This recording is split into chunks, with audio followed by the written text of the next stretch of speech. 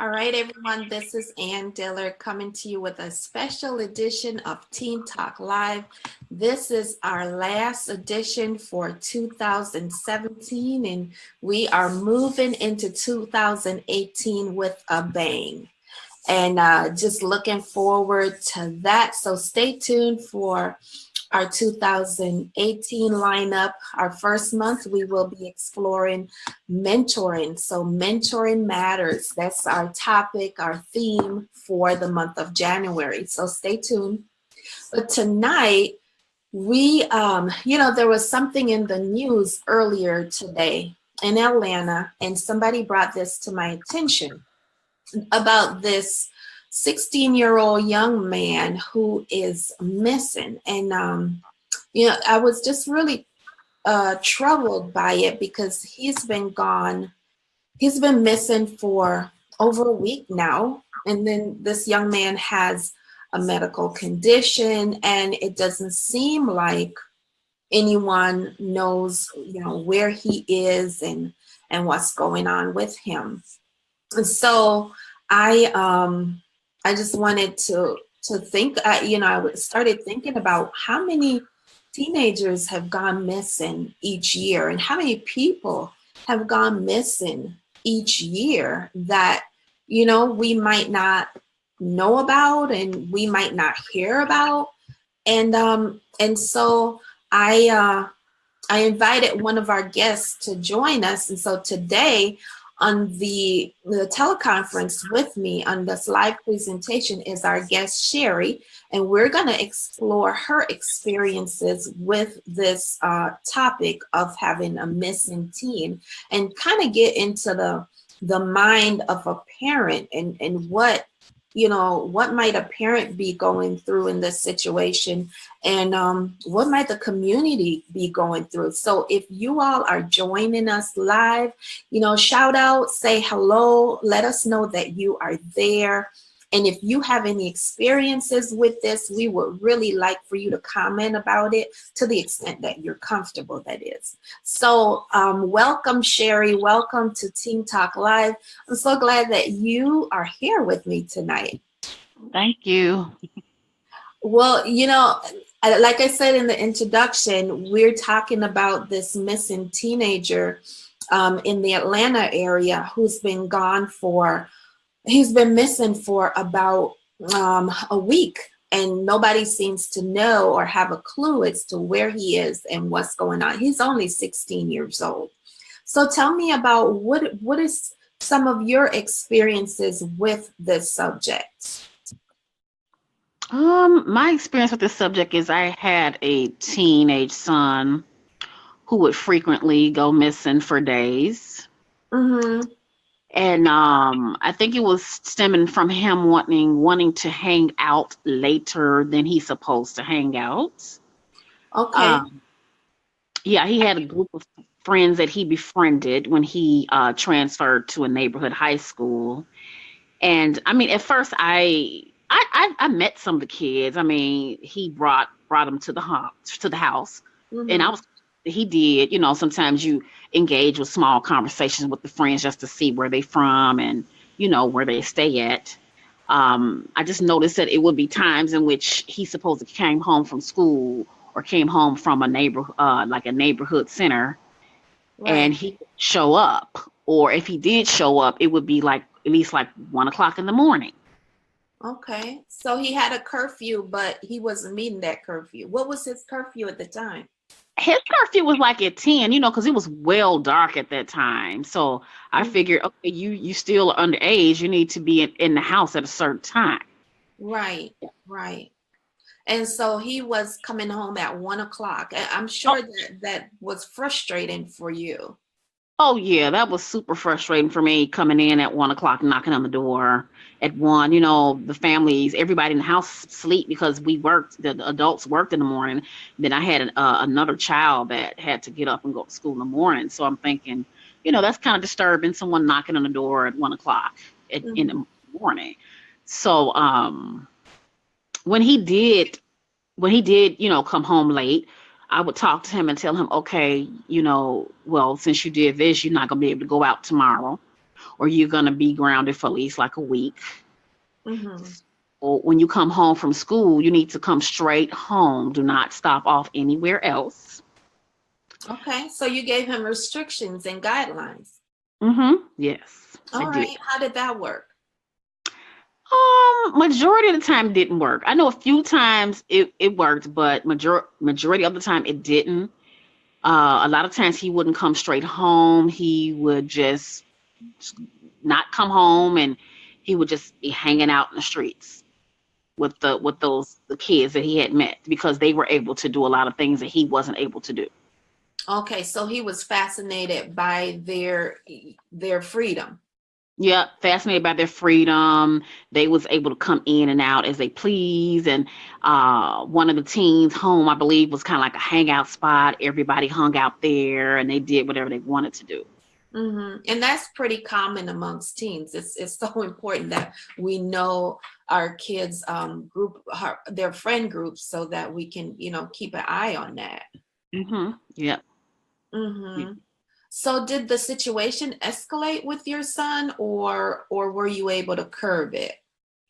You know, and sometimes I was able to curve it, but the end result kind of resulted into other things. Like for instance, while he was out and about, missing and running away, he engaged in other behaviors, Wow.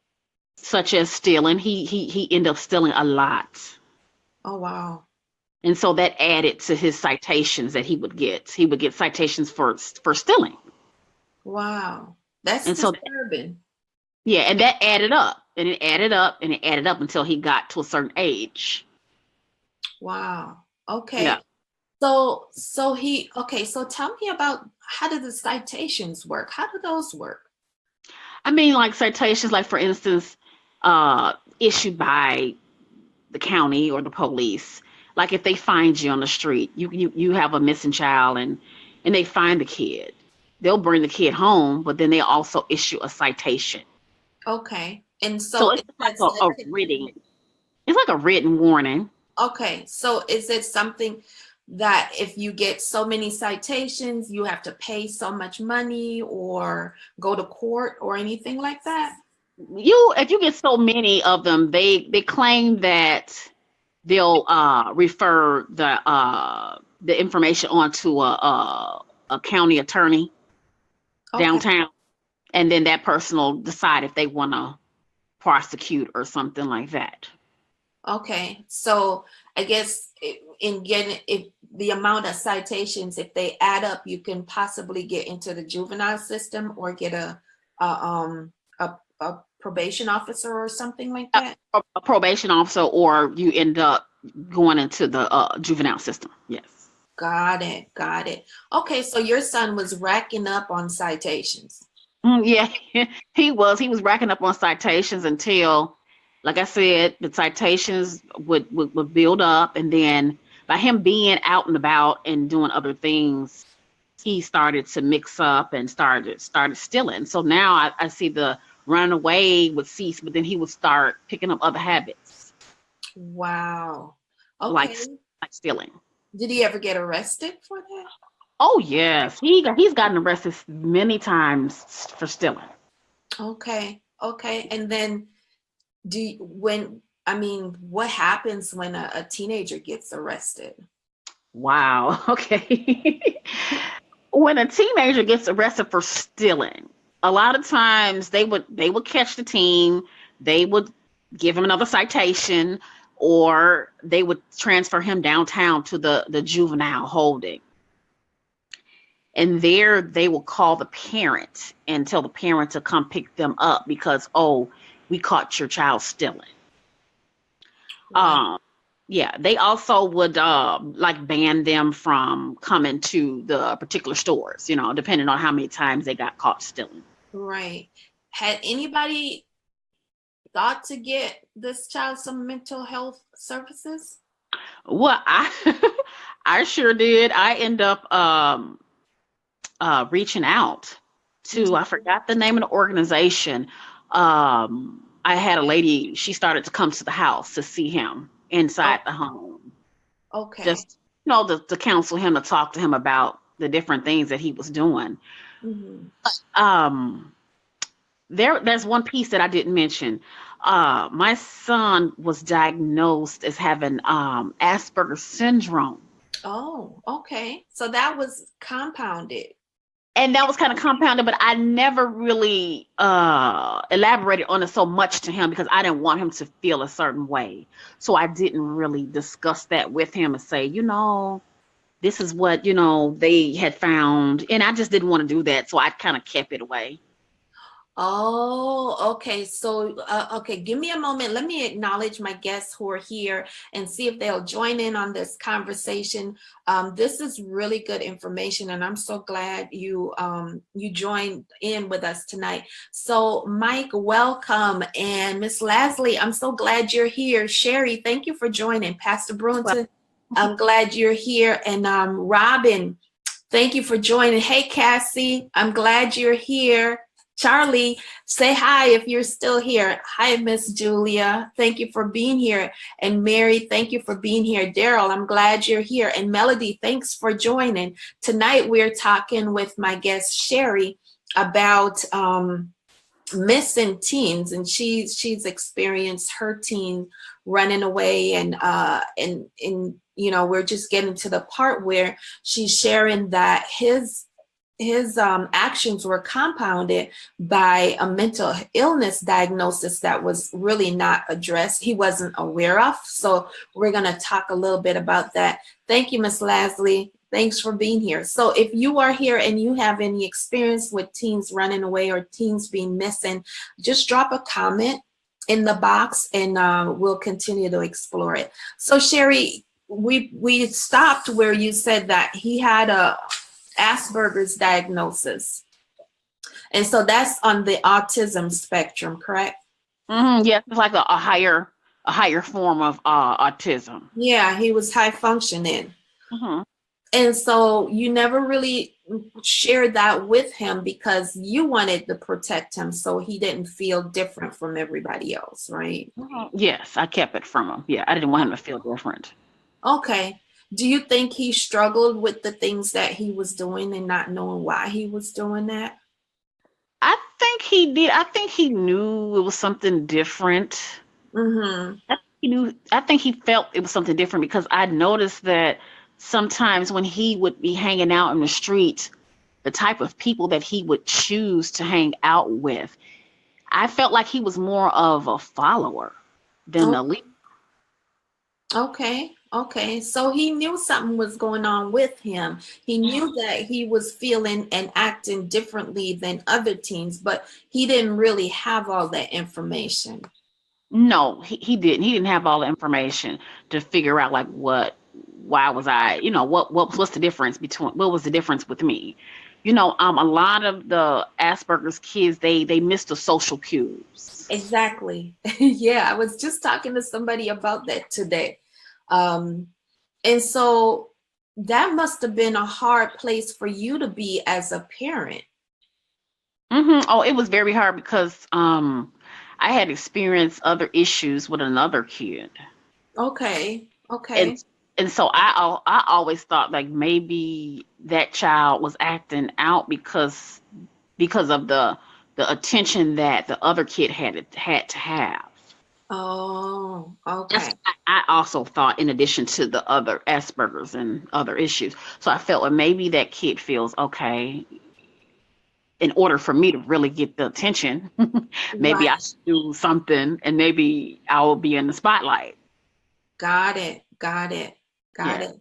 So then none of them knew that, okay, there's some stuff going on psychologically that you really don't have, and neurologically that you really don't have any control over. Yes. Okay. All right. So, I can't help but think what kind of support would have been helpful for you as a parent, even to help your child with that and bring about some understanding so that he could, understand some of these behaviors. Like I said, I did reach out. I had a in-home therapy. Okay.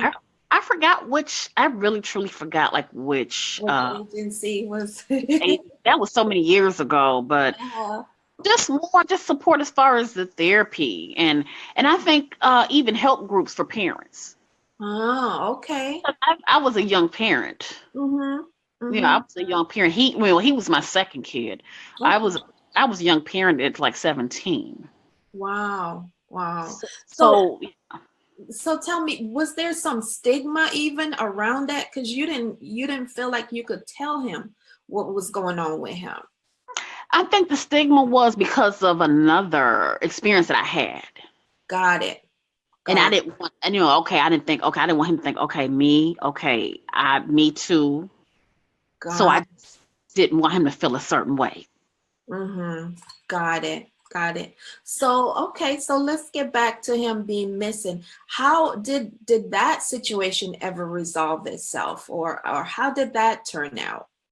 It resolved itself. He stopped running off, but then, like I said, while he was out there, he started picking up other behaviors, such as stealing. So the Mm-hmm. running away stopped, but then the other behaviors start to brew up. Wow. And so at some point, this kid, is gonna turn 18, where he doesn't get juvenile slap on the wrist anymore or any citations anymore, right? I think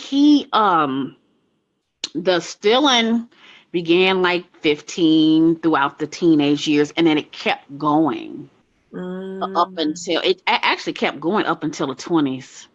wow. So then it resulted in him being in the system, in the Mm-hmm. in the jail system, Mm-hmm. and like today he's serving a prison sentence for like a year and a half. Wow. Wow. Yep. So, wow, that's challenging. So tell me about, again, we're talking about missing and exploited children, and trying to understand what happens in the mind of a parent when her or his child goes missing. Can you take us through that and help us to kind of uh, get a picture of what happens there? I mean, at first I was thinking like, okay, what am I doing? Is it something that I'm doing not right? Mm-hmm. Or am I saying things the wrong way or something like that? Or am I being too overprotective? And then I thought of it. I was like, no, I didn't feel like I was doing anything wrong. Mm-hmm. Mm-hmm. I just felt like maybe I thought it was just the choice of friends that he had. Okay. Okay. Um, After you run back and forth to the police station, go on to court and things, you start to get tired. Hmm. I began getting tired, and I started getting frustrated. Uh-huh. Like, okay, I'm so sick of running here and running there, and it was like a cycle. Wow. And do you ever get used to it? I didn't want to get used to it. I was getting sick of it actually, but when you have kids underage and they're doing things, the parent is responsible. Like they always used to remind me, Right. responsible. So if he has to go to court, then you have to bring him to court. Mm-hmm. When he was still, I would have to pay those fines from the stores that he would take from. Wow. So yeah, so it was frustrating.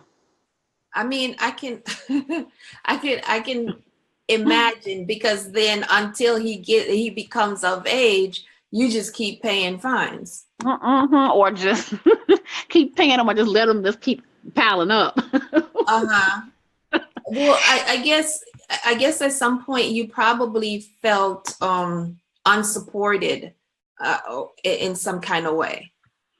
I kind of did, but sometimes I think a lot of parents sometimes I think sometimes we may not reach out a lot, and I think sometimes it's based. Sometimes I notice, depending on the culture, sometimes some cultures reach out more than others when they have certain issues going on in their homes. Right, right. Well, if you were brought up like me, and we're probably in the same age group, it's like what's said and done at home stays at home. You keep it to yourself or whatever, and you know, and don't you let other people know. So I think I was maybe embarrassed a little bit because sometimes people automatically say, well, you know, such and such is run away. What's going on at home? You Uh-huh. know, Mm-hmm. something going on at home and everything, and so Mm-hmm. it was kind of embarrassing because I kept wondering, like, why is he running off? And you know, he has the freedom to go and do stuff. Right, right, right, You right, know, it's not like he's in a cage. You know. right. But then, you know, thinking back with a neurological um, condition like he had, I would imagine that really um, affected the way that he saw the world Mhm. Mhm. and experienced the world. Yep. So with limited understanding of that, you know, it could amount to any number of circumstances which he ended up experiencing. Yeah. Yeah, yeah, wow. So when we think about this young boy in the Atlanta area who's missing, um what kind of thoughts might you have about that? He's 16 years old. It's over a week now that he's been seen. He was last seen at school, and then he too has a medical condition. What are Mhm. some of the thoughts you might have around that? Mm. I think some of the thoughts I may have would be like, could he be with some of his peers? Mm-hmm. You know, do the parent have any idea of where some of these peers are hanging out? Mm-hmm. You know, is how severe is his medical condition? Right. Does it impair his thinking? I mean, is it like so bad that he may not pick up on certain things? Right. Right. Much like your son, he didn't understand social cues. Mm-hmm. Mm-hmm. So, you know, I did a little research and I'm just going to share a few facts with my audience. And my screen is kind of messed up, so I'm not really able to see my friends who joined in, but I'm going to give me a moment here. Let me pull it up on my phone and try to tap in to see if we have any questions, because I know that some of my friends have joined us, and I want to invite them to share their questions with us so that we can talk about it. I think you've made some really critical points about, you know, the stigma and around it that different cultural groups hold around things that's going on in your house, challenges that you might have as a parent. Even though it might be a medical situation, you know, there's still stigma associated with some of the things that our children are going through. And you made a really good point about feeling like, you know, people always blame the home, so I don't really want to share what's going on. I don't really want to reach out and to share what's going on. And I want to just encourage people that if you are having challenges with your teenager, find a safe place, or your children. Period. Find a safe place to have those conversations, because you really don't need to go through it alone. You know, this is too much for one person to go through. And I know you went through a place to get therapy and things like that. And I wonder if you felt more comfortable going to people in your life, if that would have helped you and given you more skills even to deal with this situation. What do you think about that? I think if I probably could have reached out to another parent who may have had the same issues that I have had, I think that would have been helpful. Yeah, yeah. And I'm looking Mm. at some of the comments, and Beth Lasley said there's a huge disconnect between the parents' needs and resources, and age appropriate resources for your son. So many of our children are falling through the cracks. And I do believe that a lot of our children are falling through the cracks. And we need to, to come together as a community and seal up these cracks for our families, because we can't do it alone. And that's one of the reasons why I've created a forum like this for Teen Talk Live, for people to talk about some of those hard things that's going on in your life, and try to get some support and some help around it.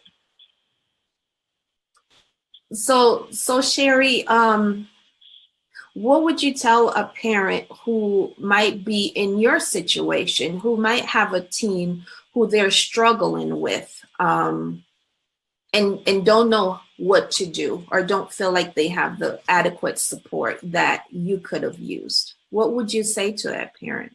I think I would say, when you have time with the team, just have a sit down and talk to them, and Yeah. just to see where their mind is. Mm-hmm.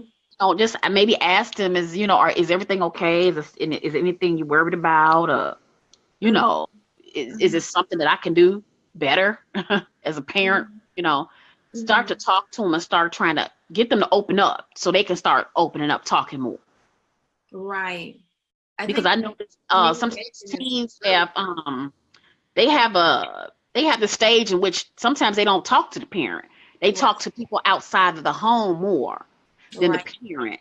So if you can sit them down and maybe go somewhere with them and start talking to them and start getting them to open up to share things. See, that was kind of hard for me because my teen talked a little bit, but didn't talk a lot because of that condition. I believe so. Right. I And think, so, I think what you said was key too. A lot of times teens shut down and they don't necessarily talk to their parents. So I think it's important that we build that village for our teens, so that they have a safe place to go and somebody to reach out to. and also I feel like too,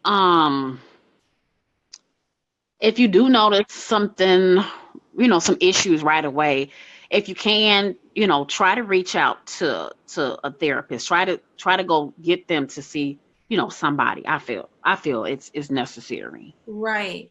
And Yeah. I think that's a really critical point, because if so let's say, for example, if I were your therapist at that point, I would share with you that it is critical that we share with this teen what is happening in his life. Mm-hmm. It's similar to if a child is having some epileptic seizure and don't know why they're having convulsions, Okay. or if a child is has diabetes and don't know that they need to take insulin. But it's so critical that you, as the parent, get the support that you need, because that's not easy. No, it's not. Because all you know is that you're trying to shelter your child, and you're trying to protect him, and you're trying to love him. Yeah. I just didn't want that kid to go through what the other kid felt. Right, Because like right, I had another situation in which had dealt with, and I'm thinking I don't want this kid to, you know, right, feel that same way. So right, yeah. right. And that's totally understandable.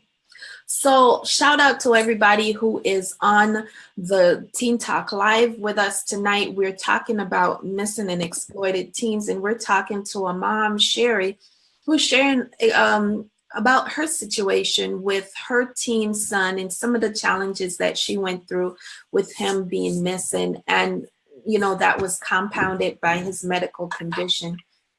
And we're talking about, what are some of the things that the parents might be feeling, or even the community might be feeling. So feel free to share this video just like and share it out so other people can see it.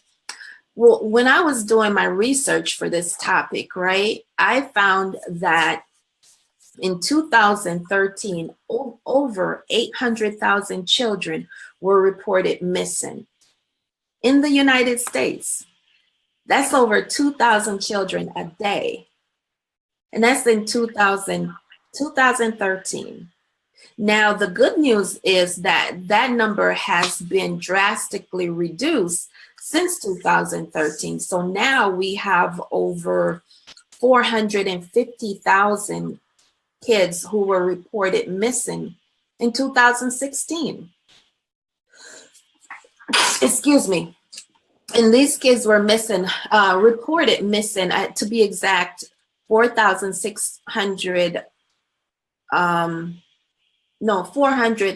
and 465,000 kids reported by the FBI to have been missing in 2016. So the report is that every 40 seconds, a child in the United States is missing or abducted. And only a small amount of them are taken by unfamiliar individuals.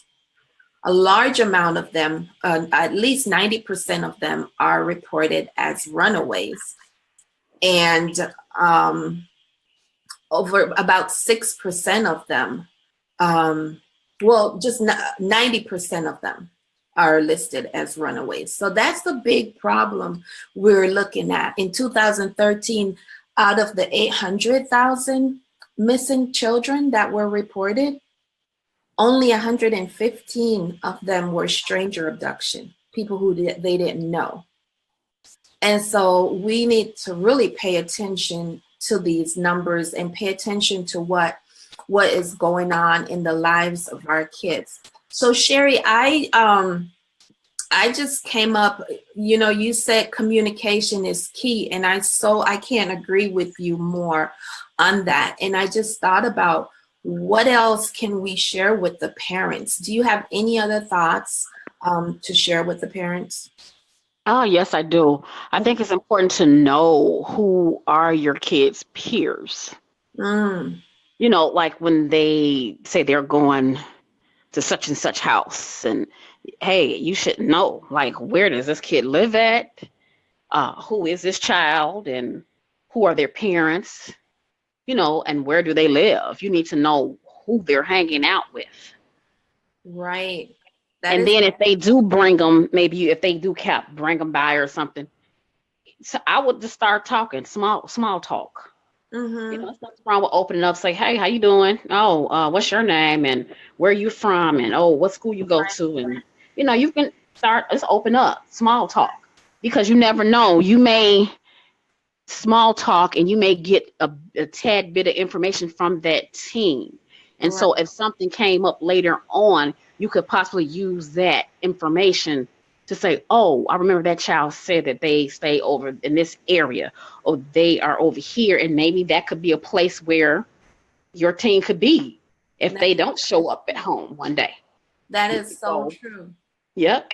That is such a good tip. And I think in our house we did a little more than small talk. We were drilling down. Like, we want to know who live in your house and who who comes and goes and right. who spending the night. I want to know everything.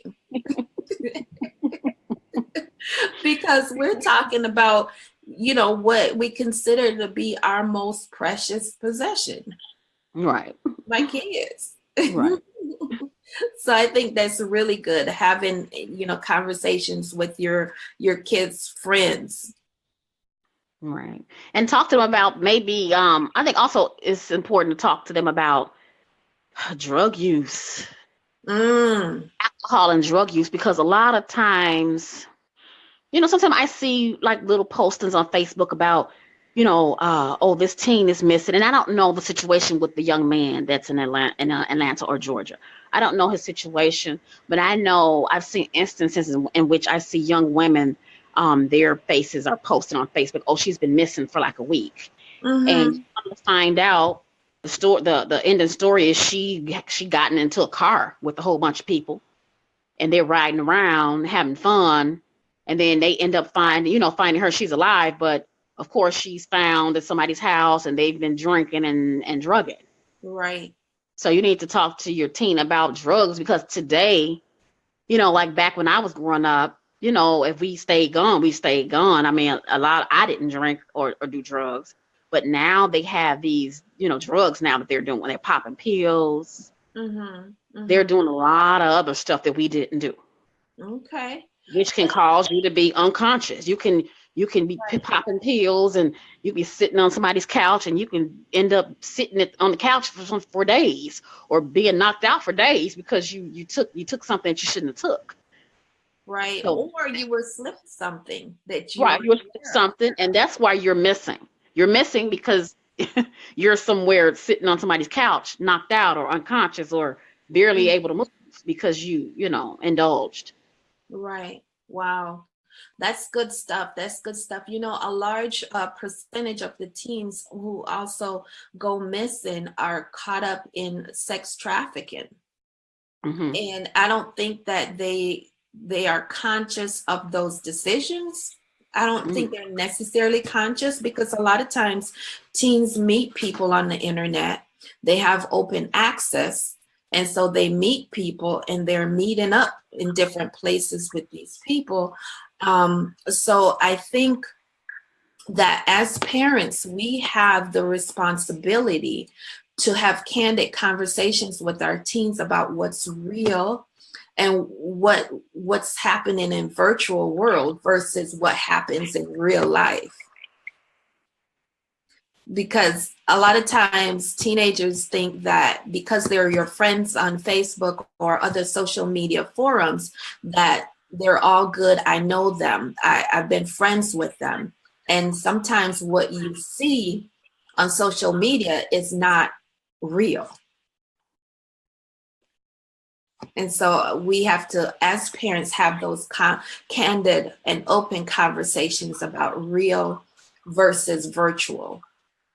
And I'm not necessarily a proponent of cutting off all social media access, but I would say limit access, because when we allow our kids to have their phones in their room, have the computers in their room, and some people might think I'm old fashioned, but I am aware that they are more open to so many different things and have easy access to so many different things that they don't necessarily have to have access to. So, keeping tabs on that is really important, and exploring the internet with your child is really important. I would, go as far as to say, especially with younger teens, know their password and tell them how to be responsible with their passwords, because that is so important. And there are also programs and apps out there to track your teen's digital footprint. Track Mm. it. Take the time to track it and see where they're going, what they're doing, who they're talking to, and what they're sharing on the internet, because we need to teach our teens how to use the internet responsibly. Mm. What do you think about that? I think you brought up some good points. I didn't even think about the internet portion of being on the Mhm. internet and the phone and things like that. Because I think back then with him, I think internet was big, but it wasn't as huge as it is today Right. with the teens. The Mhm. teens they're walking around with the phones glued to their hands like all day. Right. So Right. so it's important to know, who they talking to on Facebook, and let them know you can't befriend everybody, because a lot of the pedophiles and offenders, they are hiding behind other names and other faces. Absolutely. Absolutely. And I think parents have to, be more responsible in that area. And I think, even thinking about myself, there are instances where I could have been more responsible in that area as well. but just being more responsible. It takes work, but it's worth it. We're talking about the lives and the minds of our children, and it's worth the investment of time. So, Sherry, I'm so glad that you joined us to have this conversation and talk about what's going on. I am going to share my screen and just share. I'm going to attempt to share a picture of this young man who is missing in the Atlanta area. And so if anybody has any resources or, just remember to pray for him, pray for his family, pray for his classmates, and, keep an eye out because he is a missing teen in the Atlanta area. And I believe his name is Allen Alum. And I'm